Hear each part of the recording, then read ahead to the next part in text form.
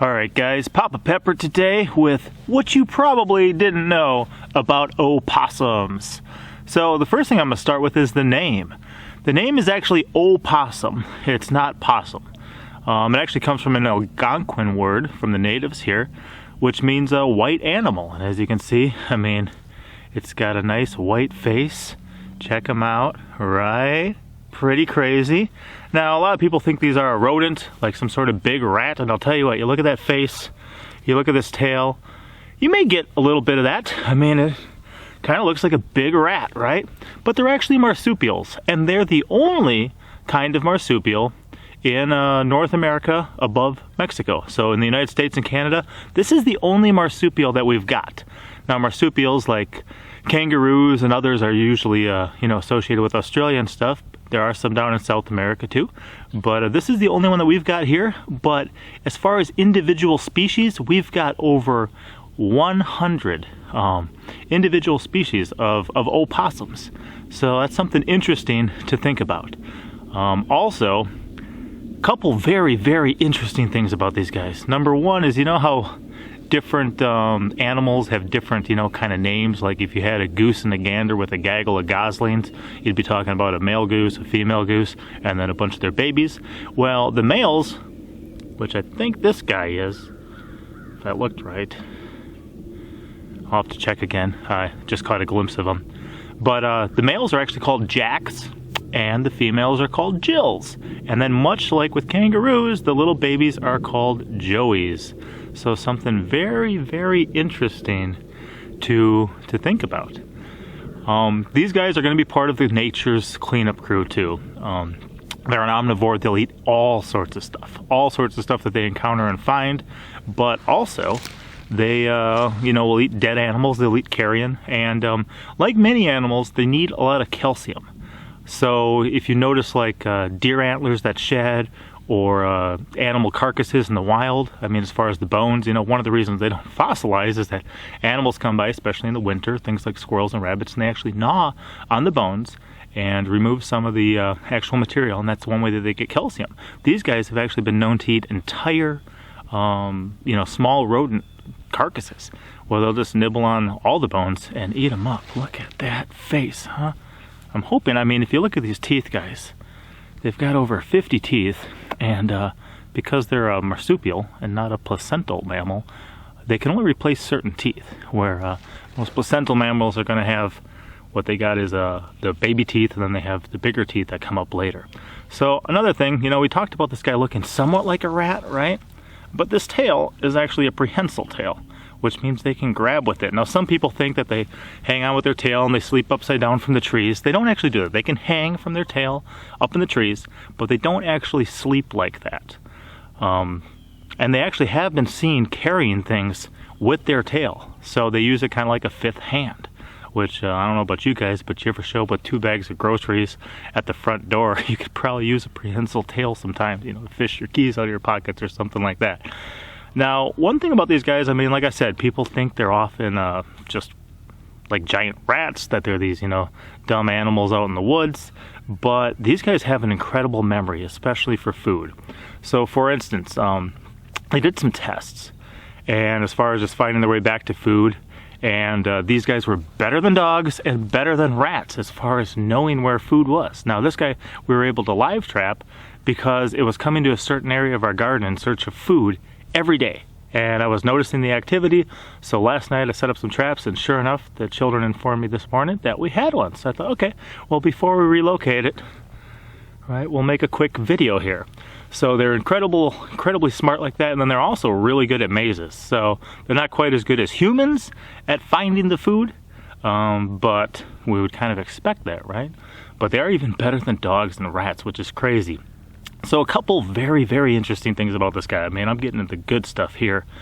Number one is that they actually help prevent Lyme's disease because they will kill and eat and destroy 90% of the ticks they encounter.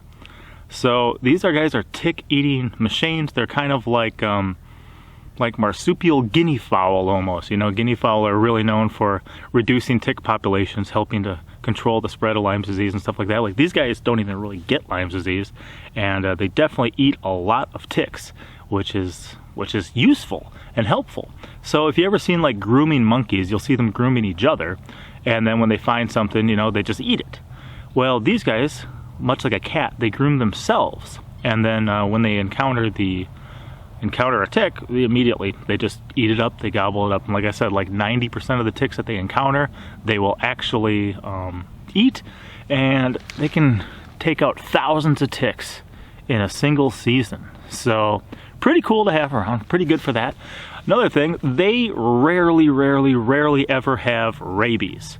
So part of that might be because of the marsupials. They have a lower body temperature than placental mammals. And when I talk about, you know, placental, these guys obviously have a pouch being a marsupial. So what they do is they have almost like an egg yolk sac that the baby uses rather than a full placenta, and then they come out smaller and live in the pouch. So these guys actually have a lower body temperature that it may not even provide what is necessary to let something like rabies exist. So if you encounter wild dogs, you know, they're 8 times more likely to carry rabies than one of these guys.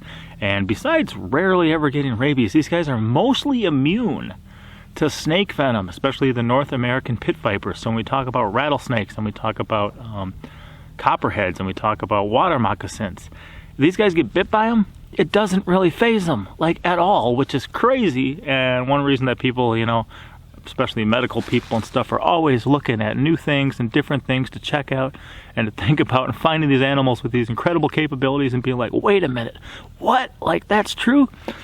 So yeah, they're pretty much, I mean, almost indestructible in that way. Now, I'm petting this guy right now.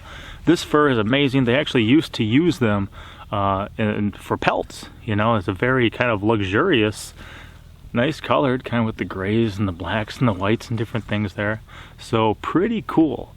What else do we know about them? One thing that's very interesting is the females will actually have 2 vaginal tracts and 2 uteri, which is a reason that when it comes to split ends, these guys actually have a split or bifurcated penis, which is crazy to think about. And the early European colonists who first discovered these were like, wait a minute, is that something where it applies to the nose of the female or something else? Like, they couldn't figure it out.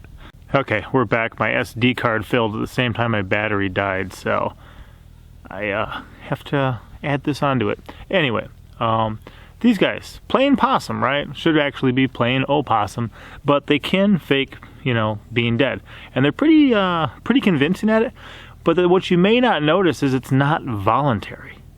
It's an instinct that's built into them that kind of takes over when they get to that point. So they're not just like, oh, I'm going to play dead quick. It's actually, you know, a reflex. It's something that they actually just do that they don't, they're not able to control. And then another thing, if you check out the feet on these guys, I mean, they do look like little monkey hands, right? They got the little big toe down there, so they can grip with those too. So excellent climbers, incredible animals. You know, they're interesting. You know, they're not exactly the prettiest of creatures, but they do have a purpose, and they are pretty cool. I mean, this really almost smells like the monkey pen at the zoo too. When I smell this, wow, interesting. But we're gonna relocate this guy. They do have good purposes, but also they'll eat eggs. They will, you know, mess with chickens and quails and ducks and guineas. They'll goof around here and get in trouble where we really don't want him to be getting in trouble. So he's pretty cool. He's checking me out. Their eyes almost look completely black, but they're really actually not. They just got very large pupils for their nocturnal activities, and pretty cool. Man, it just seems so chill, but I don't trust it because of all those teeth. So we're gonna put this one in a little to-go container and get him maybe dropped down by the lake or something, somewhere else where he won't find his way back here and can go live his life somewhere else. Alright guys, hopefully that was educational. Hopefully you learned a few things. Also, don't just go around grabbing wild animals and picking them up. Some people do, but it's not exactly recommended. Alright, Papa out. As always, I'm Papa Pepper, and I'd like to remind you, don't post for free. If you'd like to be part of a revolution in social media, an economic power to the people where users can actually blog for cryptocurrency, then I'd recommend that you check out steemit.com and join the revolution. Papa out.